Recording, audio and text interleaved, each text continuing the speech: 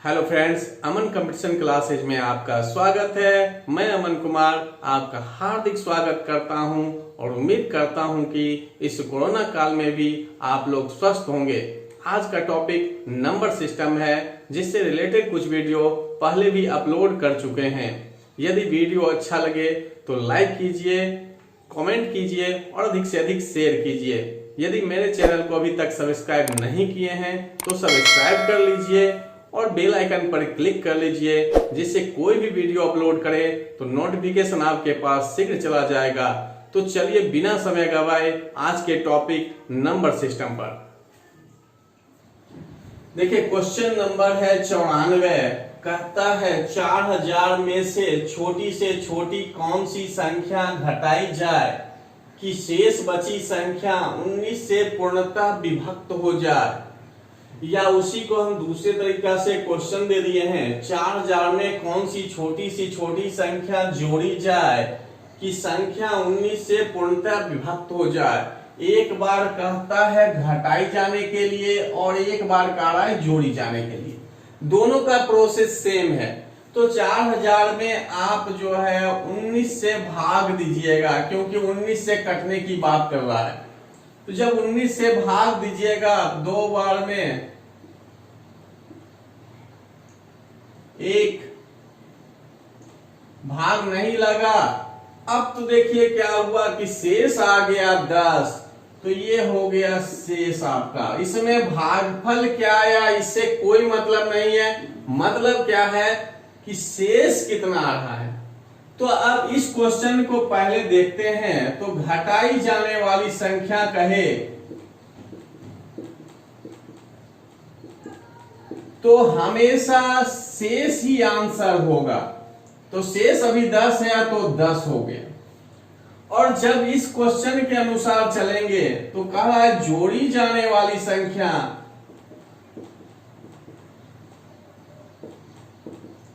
तो भाजक में शेष को घटा देंगे। भाजक अभी कितना है 19, तो 19 शेष 10 तो 10 घटा के 9। तो एक ही क्वेश्चन देखिए दो तरीके से है। एक में कह रहा है घटाई जाने वाली संख्या, दूसरे में कह रहा है जोड़ी जाने वाली संख्या। तो भाग देंगे, दोनों में ही भाग देना है। लास्ट में दोनों का आंसर चेंज होगा। घटाई जाने वाली संख्या में सिर्फ शेष, जो भी शेष आएगा वही उसका आंसर हो जाएगा। लेकिन जब जोड़ी जाने वाली संख्या कहेगा तो भाजक, यानी जिससे आप भाग दे रहे हैं वो भाजक हो गया, और जो शेष आया दोनों का अंतर निकल जाएगा, वही जोड़ी जाने वाली संख्या होगा। तो चलिए अब दूसरा टाइप का क्वेश्चन देखते हैं। तो देखिए दो क्वेश्चन है, 97 और 98। 97 यानी 95 भी उसी टाइप का क्वेश्चन है।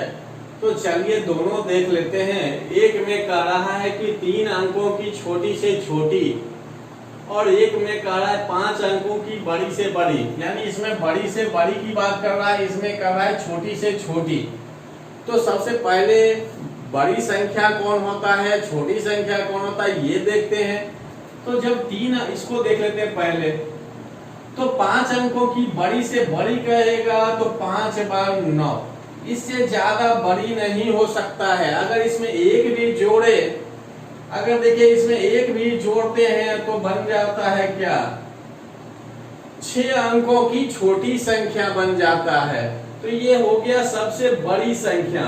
और यही कहे 5 अंकों की सबसे छोटी संख्या, तो 5 अंकों की सबसे छोटी संख्या क्या हो सकता है, 5 अंक होना चाहिए। सबसे पहली बात 5 अंकों की कह रहा है तो 5 अंक, 5 अंक में सबसे बड़ा क्या हो गया, 5 और 9 हो जाए। और जब कहे छोटी कहे तो 5 अंक अभी भी होगा। बस इसमें क्या है, 1 पर 4 जीरो। 6 अंकों की छोटी संख्या कहेगा तो 1 पर 5 जीरो। 4 अंकों की छोटी संख्या कहेगा तो 1 पर 3 जीरो। तो इस तरीके से छोटी संख्या और बड़ी संख्या जितना अंक कहेगा उतना ही 9 आ जाएगा। तो चलिए अभी बड़ी से बड़ी की बात कर रहा है तो ये आ गया। अब कहता है कि या तो जो 463 से पूर्णतः विभक्त हो जाए, यानी कौन ऐसा संख्या है 5 अंकों की बड़ी से बड़ी जो 463 से कट जाए। या कभी देखिए कहेगा 3 अंकों की छोटी से छोटी संख्या कौन है जो 14 से पूर्णतः विभक्त हो जाए। तो बनाने का प्रोसेस एक ही है, थोड़ा सा लास्ट में आके चेंज होता है। तो इसमें आप क्या करिएगा, भाग दीजिएगा। और इसमें भी 3 अंकों की कर रहा है तो इसमें भी आप क्या करिए, भाग दीजिएगा। किससे कर रहा है इसमें, तो इसमें कर रहा है 14 से, तो 14 से भाग देंगे। भाग देने का दोनों में काम करना है। कुछ शेष आएगा, यहां भागफल आपका आएगा, इसमें भी भागफल होगा और शेष होगा। तो देखते हैं कि अब क्या है कि जब 463 से भाग देते हैं तो भागफल हो गया, कुछ भी शेष बचेगा, चाहे 0 ही क्यों ना हो लेकिन कुछ ना कुछ होगा। उसी तरह से यहां पर भी भाग दिए 3 अंकों की छोटी से छोटी संख्या में, कहा था 14 से भाग दिए, कुछ शेष आएगा और इधर रख देंगे भागफल, जैसे देते हैं नॉर्मली भाग। तब बड़ी से बड़ी वाले में क्या करना होता है कि संख्या निकालना हो तो जो आपका संख्या यहाँ 5 अंकों की दिया है उसमें, यानी कहने का मतलब है भाज्य में शेष को घटा देंगे। बड़ी से बड़ी वाले में क्या करना है कि जो संख्या आपका दिया हुआ है उसमें शेष को घटा देना है। तो भाज्य भी ये है तो यहाँ 5 बार 9 लिखिए और शेष चाहे 1 2 3 4 5 कुछ भी शेष आ रहा है उस शेष को यहाँ घटा देना है, वही आपका आंसर होगा। यानी बड़ी से बड़ी वाली जब कहा जाए तो उसमें क्या करते हैं, जो भी आपका भाज्य है उसमें शेष को घटा देते हैं। जब शेष घटा देंगे तब वो 463 से पूरा पूरा कट जाएगा। अब कहा 3 अंकों वाली में भाग देने का काम तो सेम ही है, लेकिन आंसर कैसे निकालना है ये देखते हैं। तो इसमें संख्या में क्या करना है कि जो भाज्य है वो तो रहेगा ही रहेगा, इसमें जोड़ने का काम करते हैं, भाजक घटाव शेष। अभी बताए भी थे कि जोड़ी जाने वाली संख्या पूछा जाता था तो क्या किए थे, भाजक घटाव शेष, और घटाई जाने वाली संख्या पूछ रहा था तो उसमें सिर्फ क्या लिखे थे, शेष। यहाँ पर भी बस उतना ही है कि जब 5 अंकों की बड़ी से बड़ी, 6 अंकों की बड़ी से बड़ी संख्या इस टाइप का कहा जाए तो भाज्य में शेष को घटाना है। और जब छोटी संख्या का बात करें, 3 अंकों की छोटी, 4 अंकों की छोटी, 5 अंकों की छोटी छोटी संख्या, उस कंडीशन में क्या होगा कि संख्या बराबर होगा भाज्य। भाज्य भी 100 है तो 100। अब भाजक जो है क्या है, 14 है तो 14 जोड़ेंगे और शेष को घटा देंगे, यही आपका आंसर हो जाएगा। यहाँ तो छोटा है, आप तुरंत भाग देकर भी अभी देख सकते हैं 14 से कितना बार में भाग लग जाएगा, तो उस तरह से निकाल लीजिए। तो देखिए यहाँ 7 बार में क्या हो गया, 98, तो शेष कितना बच गया, 2। अब जब इतना आ गया तो हमको शेष से मतलब है भाजक से, तो देखिए यहाँ 100 और 14 में 2 घट गया तो 112। अब देखिए 14 से पहाड़ा जब पढ़िएगा तो 8 बार में कट जाएगा। अब आप ये सोचे होंगे कि यहाँ पर भाज्य में जोड़े हैं और यहाँ घटाए हैं, ऐसा क्यों? तो घटाने का रीजन यहाँ पर ये है कि अगर घटाएंगे तो ये 5 अंक का ही रह जाएगा, और अभी बताए भी कि इसमें एक भी अगर जोड़ दिया जाए तो ये क्या हो जाएगा, 6 अंक का बन जाएगा संख्या, तो 6 अंक का। लेकिन यहाँ कहता है कि 5 अंक वाला ही होना चाहिए। उसी तरह से यहाँ पर भी अगर हम शेष को घटा दे 100 में तो 98 हो जाएगा, जो 2 अंक की संख्या बन जाएगा। लेकिन क्वेश्चन में कहता है कि 3 अंक का होना चाहिए। तो इस कंडीशन में देख लीजिए, बड़ी से बड़ी वाले में हमेशा भाज्य में शेष को घटाएंगे, वो आंसर आएगा। और जब छोटी से छोटी का बात कहेगा, या 3 अंकों की छोटी छोटी, 4 अंकों की छोटी छोटी, 5 अंकों की छोटी छोटी, तब उसमें हमेशा भाज्य में भाजक घटाव शेष का जो भी अंतर आएगा वो घटा मतलब जो है जोड़ देंगे। भाजक में जो शेष घट जाएगा, जो भी अंतर आएगा वो भाज्य में जोड़ देंगे, वही आपका आंसर होगा। तो चलिए अगला क्वेश्चन देखते हैं। देखिए अभी एक क्वेश्चन आपके बुक में दिया है, फर्स्ट बी का 15 नंबर, कहता है 84,159 के समीपतम कौन सी संख्या है जो 97 से पूर्णतः विभक्त हो जाए। तो इसमें भी आप भाग देने का काम करिएगा। जब भाग दीजिएगा कुछ ना कुछ शेष आएगा। भागफल से इसमें कोई मतलब नहीं है, मतलब किससे? शेष से। तो यहाँ शेष जब भाग देने पर क्या आ जाएगा? 60 आ जाएगा। जब 60 आएगा तब संख्या क्या होगा? तो संख्या में अभी बताए भी कि भाज्य में एक बार क्या करते हैं? शेष को घटाते हैं। और दूसरे कंडीशन में बोले क्या कि भाज्य में जोड़ते हैं भाजक घटाओ शेष का अंतर, भाजक और शेष का अंतर। तो अगर जोड़ी जाने वाली संख्या कहता है तो ये वाला आता है, घटाई जाने वाली संख्या कहता है तो शेष आता है। अभी क्वेश्चन में क्या है कि इसके समीप वाला कौन सा संख्या कट जाएगा? तो भाज्य तो 84,159 हुआ और शेष हो गया 60। 84,159 और है भाजक कितना? 97 और शेष हो गया 60। कहने का मतलब है 84,159 में यहाँ कितना जोड़ रहे हैं? 37। तो यहाँ कहता है इसके समीप वाला कौन सा है? निकलने के लिए दोनों है, लेकिन समीप कौन है?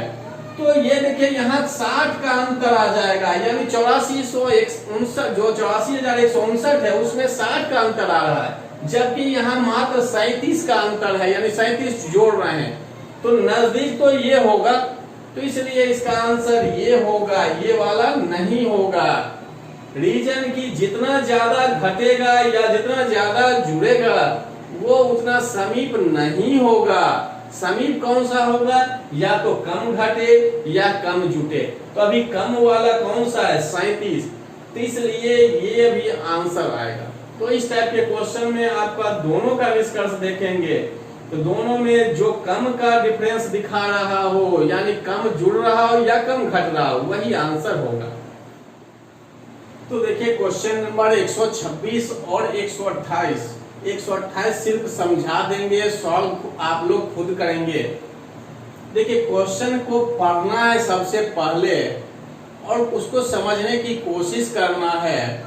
क्वेश्चन पढ़िएगा तो समझ में आने लगेगा, नहीं पढ़िएगा तो सब दिन वो भारी लगता रहेगा। तो देखिए कहता क्या है? दो संख्या है, एक संख्या मान ली x तो दूसरा y, क्योंकि संख्या यहाँ दिया हुआ नहीं है।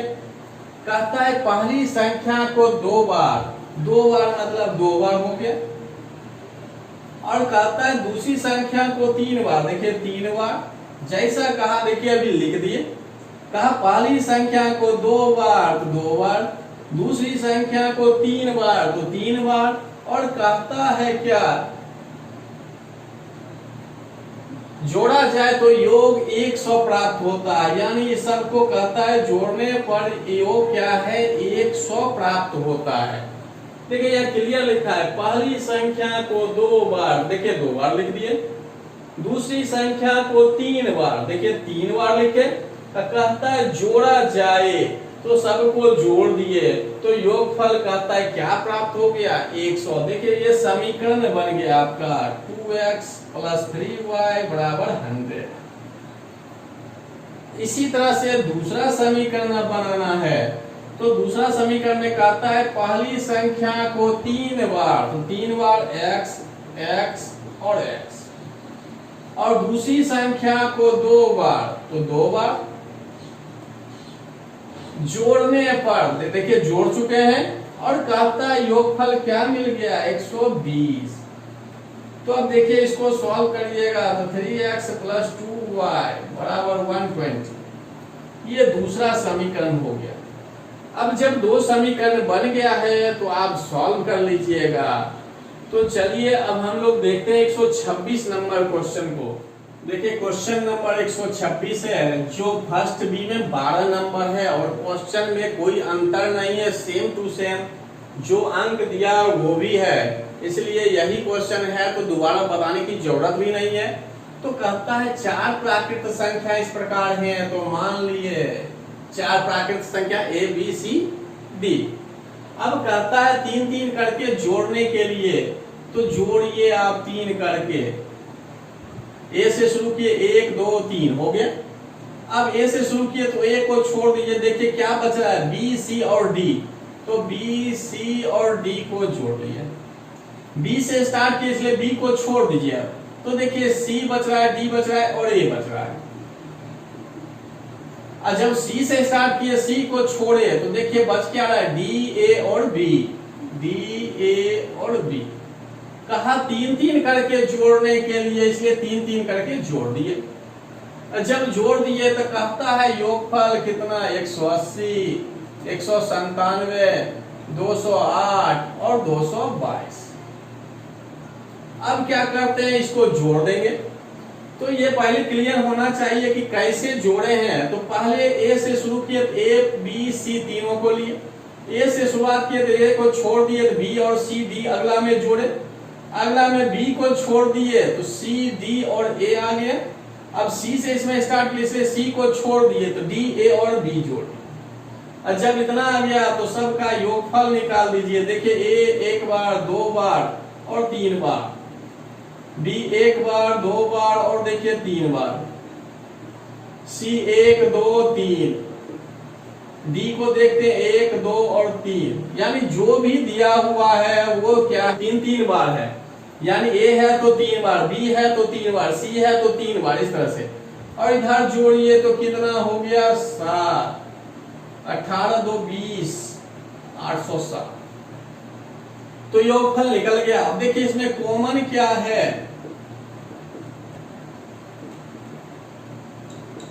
ये आ गया, यानी चारों में तीन तीन था इसलिए तीन को कॉमन ले लिए। अच्छा ये कॉमन आ गया मतलब ये गुना में है, तो गुना में है उधर जाएगा क्या हो जाएगा, भाग। तो भाग होगा, देखिए काट दिए, 6 हो गया 20, तो 6 बार में और 9 तो 269, यानी a plus B plus C plus D बराबर क्या निकल गया, 269। जब इतना निकल गया तो क्वेश्चन में कहता है माध्य कितना है, माध्य मतलब औसत। औसत तो पता है क्या होगा कि संख्याओं का योगफल, तो संख्या का योगफल a plus B plus C plus D बटे संख्या का गिनती में कितना है, नंबर ऑफ संख्या 1 2 3 4, तो 4 से भाग। यानी औसत या माध्य निकालने के लिए संख्याओं का योगफल ऊपर रखना है और गिनती में जितना भी संख्या है 1 2 3 और 4, तो 4 से ही भाग देंगे। अगर यहाँ 3 संख्या होता तो 3 से भाग, 2 संख्या में 2 से भाग। तो देखिए अब 269 में 4 से भाग देंगे, तो 4 से भाग देंगे 6 बार में 24, अब बच गया तो 29, 7 बार में 28, 1/4। अब 67 पूर्णांक 1/4 ऑप्शन आपका डी है। तो यही हो गया। तो इसमें आप देखिए कहीं कुछ ज्यादा नहीं है, क्वेश्चन को बस पढ़िए, देखिए क्लियर होते चला गया। अगर नहीं पढ़े तो लगेगा बहुत भारी है। तो इसलिए सबसे पहले अपनी आदत को चेंज करना है। चेंज ये करना है कि क्वेश्चन बने या नहीं बने, क्वेश्चन को समझने की कोशिश करना है, यानी पढ़ना है अच्छी तरह से। उसके बाद बने नहीं बने वो तो बाद की बात है। देखिए क्वेश्चन दिए हैं 6 पर पावर 256 है, घटाओ 4 पर पावर 256 का यूनिट अंक क्या। यूनिट अंक मतलब क्या है, इकाई अंक। इकाई अंक पहले भी ज्ञात करने के लिए बता चुके हैं और वहां बताए थे कि ऐसा लिख सकता है इकाई अंक या एकक अंक, और इंग्लिश में होगा यूनिट डिजिट, यानी नाम चेंज कर सकता है, कभी यूनिट अंक दे, कभी इकाई अंक दे, कभी एकक अंक दे, और इंग्लिश में यूनिट डिजिट रहेगा। तो चलिए अभी देखते हैं ये कैसे सॉल्व होगा। तो इकाई अंक ज्ञात करने वक्त बताए थे कि 6 पर पावर कुछ भी रहे, इकाई अंक हमेशा क्या होता है 6। और एग्जाम्पल के तौर पर अभी देख लेते हैं 36, तो इकाई अंक क्या 3, तो 216, तो इकाई अंक क्या है तो 6 है। तो 6 पर पावर 256 का इकाई अंक क्या हो जाएगा 6, क्योंकि 6 पर पावर कुछ भी रहता है, इकाई अंक हमेशा क्या होता है, 6 होता है। अब आए 4 को देखने में, तो 4 का क्या कंडीशन है, तो 4 पर पावर 1 तो देखिए 4, 2 किए तो 16 यानी इकाई अंक 6, 3 करेंगे तो 64 देखिए 4, फिर पावर 4 कर दीजिए तो कितना हो जाएगा 256, 256 में फिर क्या हो गया 6। तो यहां पर हम देखते हैं कि जब पावर विषम रहता है 4 में, जब देखे क्या कि पावर विषम हो तो इकाई अंक क्या आता है 4 आता है, और जब पावर सम हो तो इकाई अंक क्या आता है 6 आता है। तो 4 वाले में क्लियर हो गया कि पावर सम रहे तो 6 आएगा, पावर विषम रहे तो 4 आएगा। अब यहाँ पावर क्या है देखे, सम है या विषम, तो ये एक सम संख्या है। जैसे सम संख्या है देखिए सम के लिए क्या रहा है 6, तो 6, तो इकाई अंक क्या हो गया 0। अब जो भी ऑप्शन होगा वही आंसर होगा, तो यूनिट डिजिट निकल गया। क्वेश्चन है आपका फर्स्ट बी का 5 नंबर और 9 नंबर। इस टाइप का क्वेश्चन एग्जाम में पूछा जाता है, तो चलिए इसको देखते हैं। सबसे पहले नीचे वाले को देख रहे हैं, कहता है एक छात्र को किसी संख्या को 34 से गुना करना था। कोई एक संख्या है, उस संख्या मान लिए क्या है x, कहता करना क्या था 34 से गुना करना। देखिए 34 से गुना कर दी। एक छात्र को किसी संख्या क्या माने x, ये संख्या मान लिए, और कहता है संख्या को किससे गुना करना था 34 से, तो 34 से गुना भी कर दिए। उसने त्रुटिवश 3 को 8 पढ़ लिया, तो यानी ये जो 3 दिख रहा है इसको वो क्या पढ़ा 8, और यहाँ क्लियर भी कर दिया उस संख्या को 84 से गुना कर दिया। यानी 3 को जब 8 पढ़ लिया तो यहाँ संख्या क्या बन गया 84, और उस संख्या को क्या किया 84 से गुना कर दिया। तो दूसरा संख्या क्या हो गया गुणनफल यानी 84x। अब कहता है इससे उसका उत्तर जो अब 84 से गुना किया वो उत्तर क्या आया 84x।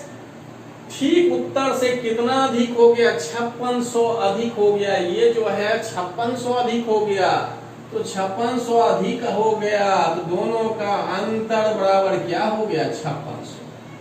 तो क्वेश्चन को समझना है, कभी इस टाइप से क्लियर भी दे दिया कि उसका उत्तर ठीक उत्तर से 5600 अधिक है, कभी कह देगा दोनों का अंतर जो है 5600 है। यहाँ उसका उत्तर ठीक उत्तर से 5600 अधिक है, ये क्लियर लिख रहा है। कहीं सीधा देगा क्या दोनों का अंतर 5600 है, तो आपको पता होना चाहिए कि इसमें बड़ा संख्या में क्या करना है, छोटा संख्या को ही घटाना है, तभी 5600 आएगा। तो ये क्या हुआ 84x में 34x घटाए बचा 50x 5600। अब x के साथ ये गुना में है, उधर जाएगा तो भाग, तो x बराबर 5600 बटे 50। अब देखिए 50 से कट जा रहा है तो काट दीजिए, 5 से देखिए 1 12, तो 112 आपका संख्या आ गया 112। तो इस तरह से कभी क्वेश्चन में रहेगा यही अंक बदलते रहेगा, और इस टाइप का क्वेश्चन एग्जाम में पूछता भी है। अब चलिए अब अगला क्वेश्चन है 5 नंबर, इस पर भी पूछता है। तो देखिए इसमें क्या कह रहा है 5 में, कहता है परीक्षा में प्रत्येक ठीक उत्तर के लिए 2 अंक मिलते हैं तथा गलत उत्तर के लिए 1 अंक कम कर दिया जाता है, यानी निगेटिव मार्किंग। जैसे अभी एग्जाम आप देते हैं उसमें भी क्या होता है सही उत्तर के लिए 1 मिल रहा है, तो एसएससी में क्या होता है कि निगेटिव मार्किंग है तो कितना 0.25। अगर रेलवे में चलते हैं तो क्या कहता है 1/3। इसी तरह से हर एग्जाम का अपना अलग अलग है। तो यहाँ पर भी कह रहा है कि प्रत्येक ठीक उत्तर के लिए कितना मिल रहा है 2 अंक मिल रहा है, और गलत उत्तर के लिए कहता है ये क्या कर देता है कम कर दिया जाता है, यानी जितना आप सही करिएगा उसमें उतना कम हो जाएगा। एक परीक्षार्थी ने सारे प्रश्न हल कर दिए, यानी सारे प्रश्न कितना है 100 को हल कर दिया। तो कहता है उसके कुल जो प्राप्तांक कितना आ गया, 80 ही आया। तो कैसे आया 80, तो सॉल्व करना पड़ेगा। तो आप मान सकते हैं कि सही कितना बनाया, सही प्रश्न उसका कितना था, x। और यहां पूछ भी रहा है कि ठीक उत्तर कितना का दिया है, तो वही हम मान रहे हैं, यानी ठीक उत्तर वाला जो प्रश्न है वो क्या है, x। जो पूछ रहा है वही मानिए ज्यादा बढ़िया होगा। तो गलत कितना किया होगा, टोटल 100 में x घट गया, यानी जब सही x प्रश्न किया है तो गलत कितना किया होगा, टोटल तो 100 प्रश्न है ही, उसमें घटा दिया। और ये ध्यान रखिएगा, एग्जाम में कभी कहता है ठीक उत्तर वाला तो कभी दे देगा वहां गलत उत्तर वाला। क्वेश्चन को बढ़िया से पढ़ना है, उसके बाद आंसर देना है। तो जब गलत वाला पूछे तो गलत वाला ही x मानिए, जो मानिएगा वो ज्यादा अच्छा रहेगा, बाद में फिर घटाना पड़ेगा। तो सही x तो गलत क्या हो गया, 100 में x घट गया। अब देखते हैं नंबर कितना मिलता है। तो सही के लिए देखिए 2 अंक है, 2 से गुना हो गया, यानी जितना सही होगा उसके लिए 2 अंक है, तो कुल कितना अंक मिल गया उसको, 2x। और गलत के लिए कितना अंक है, 1, तो 100 में x को घटाए और 1 से गुना करें। पहले तो दोनों का अलग अलग अंक निकाले। सही वाले का अंक हो गया 2 अंक है तो 2 से गुना, गलत वाले के लिए कितना अंक है, 1, तो 1 से गुना। अब क्या होता है, सही वाले में गलत को घटाया जाता है, इसलिए हम घटा, जब घटा दिए तो अंतर कहता है, यानी प्राप्तांक कितना आया, 80, तो 80। इसलिए इस टाइप से ध्यान दीजिएगा, गलती मत करिएगा। सही वाले में हमेशा गलत वाला घटता है और जो घट के आता है वही आपका स्कोर होगा। तो यहाँ 80 हो गया। अब इसको आप सॉल्व करिएगा, ये माइनस है और ये माइनस, तो बन गया प्लस, माइनस गुना माइनस प्लस। गलती यहाँ पर होता है, इसलिए गलती ये नहीं करना है। अब बराबर में 80, अब ये x और ये x जुड़ गया तो 3x, ये 100 उधर चला गया तो 80 में 100 जुड़ गया, तो x बराबर 180/3, तो ये हो गया 60। तो आपका आंसर आ गया 60। इस तरीके से क्वेश्चन सॉल्व करना है। आज का क्लास यहीं समाप्त करते हैं। कुछ क्वेश्चन बच गया है जो अगली वीडियो में आएगा। धन्यवाद।